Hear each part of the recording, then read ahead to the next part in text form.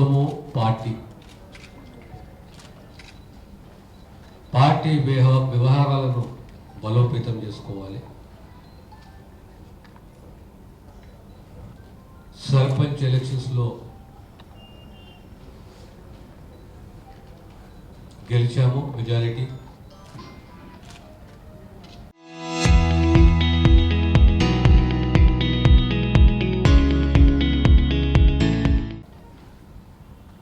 సమన్వయం ఉన్నది, ఇంకా ఆ సమన్వయాన్ని మనము బలోపేతం చేసుకోవాలి. మున్సిపల్ ఎలక్షన్స్లో గెలిచాము.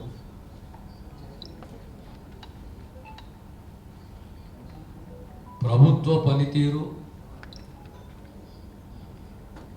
ప్రజాప్రతినిధులు,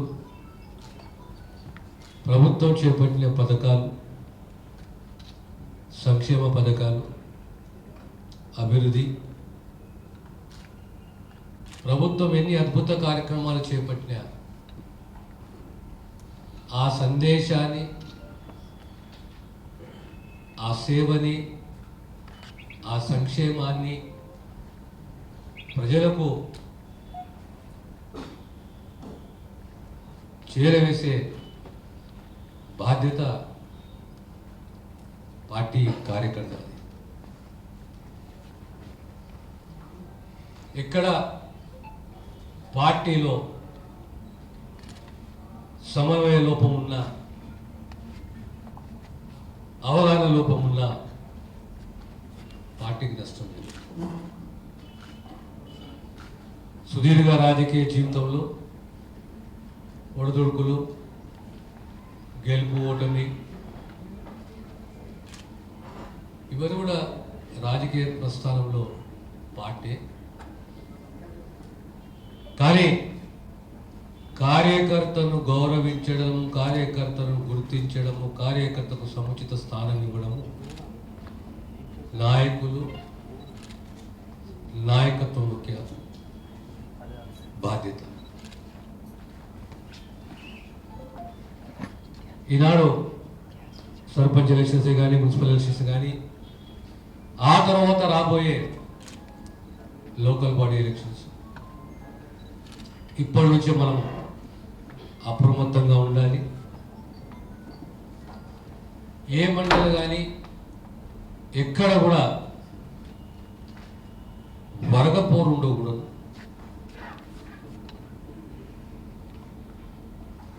పార్టీకి నష్టం ఈ వర్గపోరుతుంటే.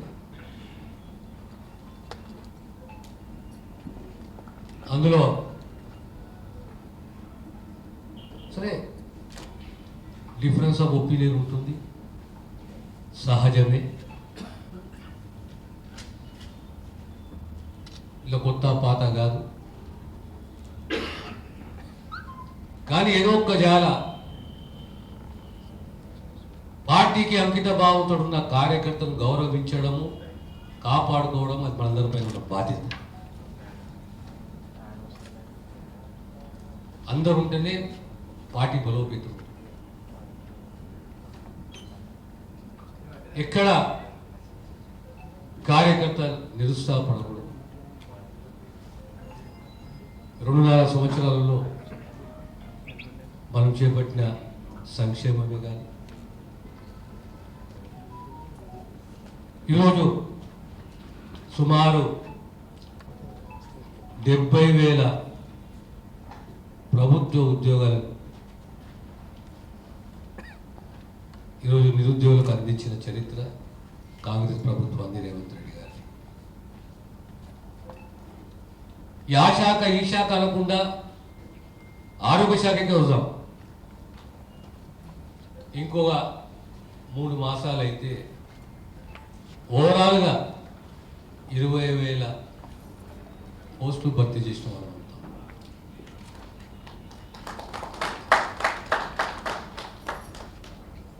అదే రకంగా ఇంతకుముందు మిత్రుడు సురేష్ శెట్కర్ గారు అన్నట్టు సన్న బియ్యం అనే కాన్సెప్టు, ఆలోచన, ఆచరణ దేశంలో ఎక్కడ జరగలేదు, కేవలం తెలంగాణ రాష్ట్రంలోనే. రైతుల సంక్షేమానికి సంబంధించి, రుణమాఫీకి సంబంధించి, రైతు బంధుకు సంబంధించి సుమారు 1,20,000 కోట్ల రూపాయలు రైతులకు అందించిన ఘనత కాంగ్రెస్ ప్రభుత్వం.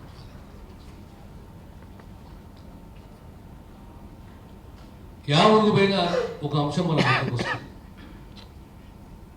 అది మాకు ఇల్లు కావాలి. ఈరోజు ప్రతి నియోజకవర్గానికి 3,500 ఇళ్ళు మంజూరు చేసి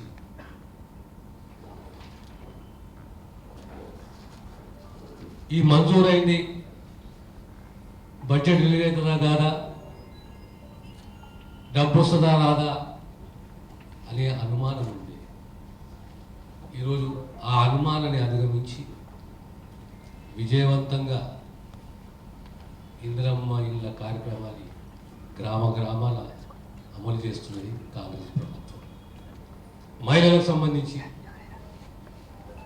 ఆ 9.5 సంవత్సరాల బిఎల్ఆర్ పెండింగ్లో ఉన్న ఈరోజు ప్రతి 3 మాసాలు 4 మాసాలు వడ్డీ పైసలు ఈరోజు ఆ సెల్ఫ్ హెల్ప్ గ్రూప్లకు అందిస్తున్నది కాంగ్రెస్ ప్రభుత్వం. ఈ మధ్య కాలంలోనే సుమారు 46 లక్షల మంది మహిళలకు సంబంధించి ఆరోగ్య పరీక్ష టెస్టులు చేపట్టినాము. ఇంకో 3 మాసాలు 46 లక్షల మంది తెలంగాణ మహిళలకు, ఎస్హెచ్జి మహిళలకు సంపూర్ణంగా ఈ పరీక్షలు నిర్వహిస్తాం. దేశంలో ఎక్కడ లేని విధంగా డిజిటల్ హెల్త్ కార్డ్స్ ప్రతి ఒక్కరికి డిజిటల్ హెల్త్ కార్డ్. ఈరోజు ఆరోగ్యశ్రీలో 5 లక్షలు ఉంటే దానికి 10 లక్షలు పెంచడం జరిగింది. ఈ రకంగా ప్రజలకు సంక్షేమమే కాకుండా అభివృద్ధి. ఈరోజు మనము medical college, nursing college, Jogipet nursing college, ఆరోగ్య శాఖకు సంబంధించి ఎక్కడ డయాలసిస్ సెంటర్స్ అవసరం ఉన్నా, అడిషనల్ బెడ్స్ అవసరం ఉన్నా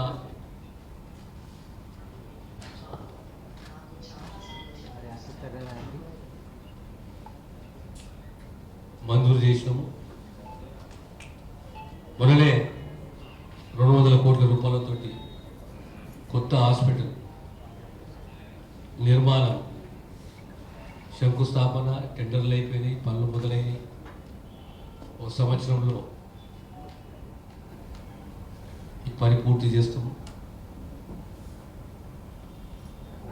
నిన్ననే ఒక ప్రపోజల్ పెట్టింది. జైరాబాద్, నారాయణఖేడ్కు సంబంధించి అడిషనల్ బెడ్స్ సంఖ్య పెంచాలి. నారాయణఖేడ్ వెనుకబడ్డ ప్రాంతం. గత 45 సంవత్సరాల నుంచి వైద్య విధాన పరిస్థితిని ఈరోజు సెకండరీ హెల్త్గా చట్టం తీసుకొచ్చింది. నారాయణఖేడ్ ఇంకో 50 పడకలు మంజూరు చేసి, ఇంకొక 2 అడిషనల్ డిపార్ట్మెంట్స్ని మంజూరు చేసి, జైరాబాద్కు అదే రకంగా బెడ్స్ని మంజూరు చేసి, రాబోయే కాలంలో జైరాబాద్లో ఖచ్చితంగా పీజీ సెంటర్ని ఏర్పాటు చేయాలనే ఆలోచన ప్రభుత్వానికి ఉన్నది. ఇవన్నీ ఎందుకు ప్రస్తావిస్తున్నానంటే, సరే ఈరోజు ఆరోగ్య శాఖనే కానీ, ప్రాంత అభివృద్ధి, సంక్షేమము, ఈ మూడింటిని నిలదొక్కుకోవాలంటే మళ్ళీ చివరకు ప్రజలకు, నాయకునికి, పార్టీకి, ప్రభుత్వానికి మొదలు అనుసంధానం చేసే మహత్తర శక్తి ఏది అంటే కాంగ్రెస్ కార్యకర్త.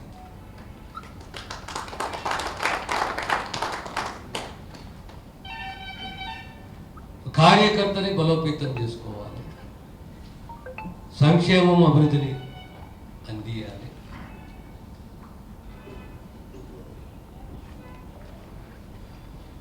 ఈరోజు విద్య, ప్రీ ప్రైమరీ స్కూల్స్ మొదలుపెట్టాం. ప్రీ ప్రైమరీ స్కూల్స్ మొదలుపెట్టి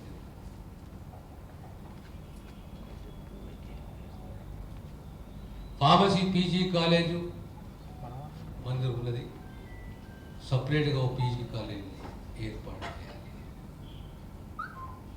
లా కాలేజ్ ఉన్నది, దానికి ఇన్ఫ్రా అవసరం ఉంది.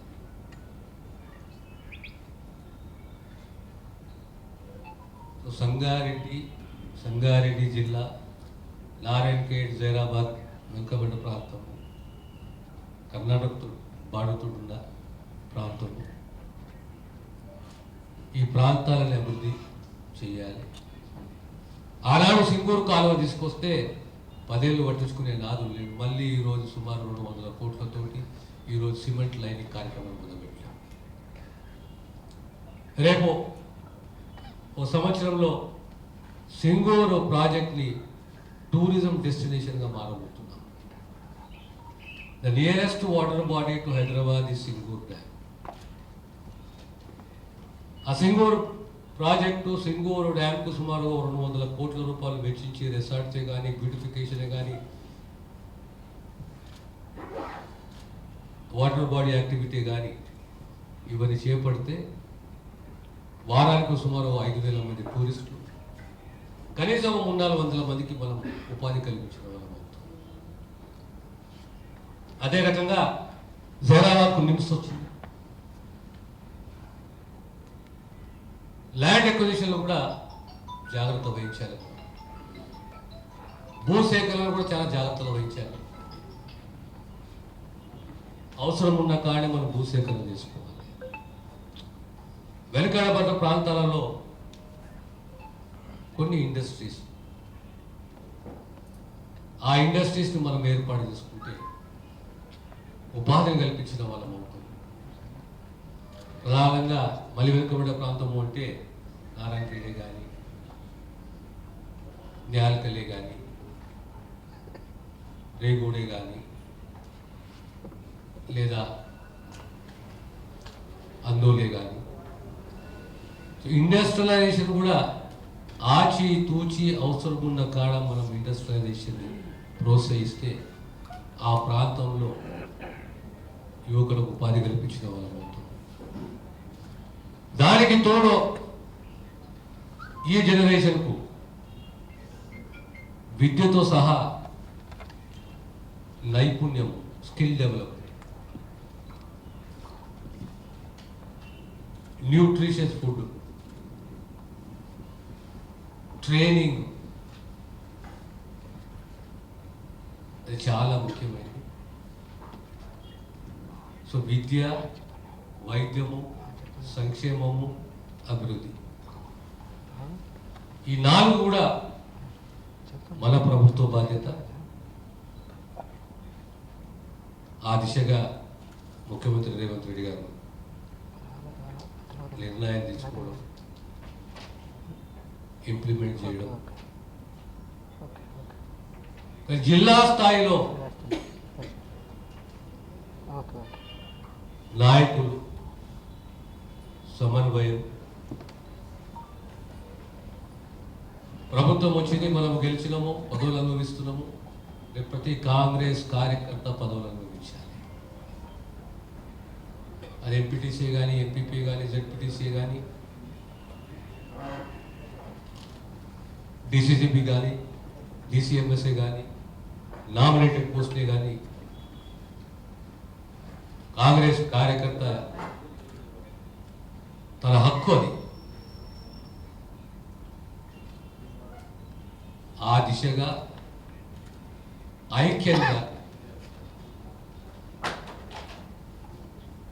ఇంతకుముందు మా డిసిసి అధ్యక్షులు చెప్తుంటే, ఎక్కడైతే 3 సంవత్సరాలు పూర్తయిందో అక్కడ మండల్ అధ్యక్షుడిని మార్చాలి. ఇది మంచి నిర్ణయం. ఆ మండల నాయకులు కూర్చునేసి ఆ మండల అధ్యక్షుని మారిస్తే మండల అధ్యక్షుని జిల్లా స్థాయిలో అకామిడేట్ చేసుకుంటూ అక్కడ ఆ నాయకులు ప్రతిపాదించిన పేరుని మనం పరిగణలోకి తీసుకోవాలి. ఎక్కడైనా వర్గపోరు ఉండకూడదు. కాన్ఫిడెంట్గా పోయినా, ఎంత స్థైర్యము ధైర్యంతో పోయినా, పాలిటిక్స్ ఆర్ అన్ప్రెడిక్టబుల్. ఈనాటి పాలిటిక్స్లో సిద్ధాంతాలు తక్కువ, విశ్వాసాలు తక్కువ, అవకాశవాదం ఎక్కువ. కనుక శత్రువులు ఎప్పుడు కూడా తక్కువ అంచనా వేయకూడదు.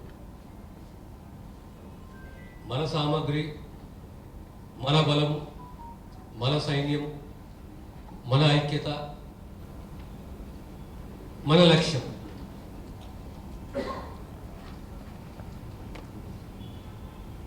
డీలిమిటేషనే కానీ, మహిళా బిల్లే కానీ రెండు ఒకసారి పెట్టడం అవసరమా? ఒకటి, మహిళా బిల్కు కాంగ్రెస్ పార్టీ ఎప్పుడు వ్యతిరేకంగా కాదు.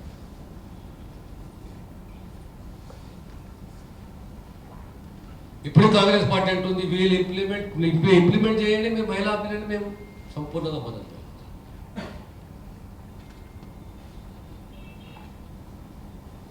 కాంగ్రెస్కు చరిత్ర ఉన్నది, గొప్ప చరిత్ర ఉన్నది. కాంగ్రెస్ విశ్వసించే ప్రజలు, కార్యకర్తలు, నాయకులు, ప్రధానంగా కార్యకర్తలే కాంగ్రెస్ పార్టీ బలం.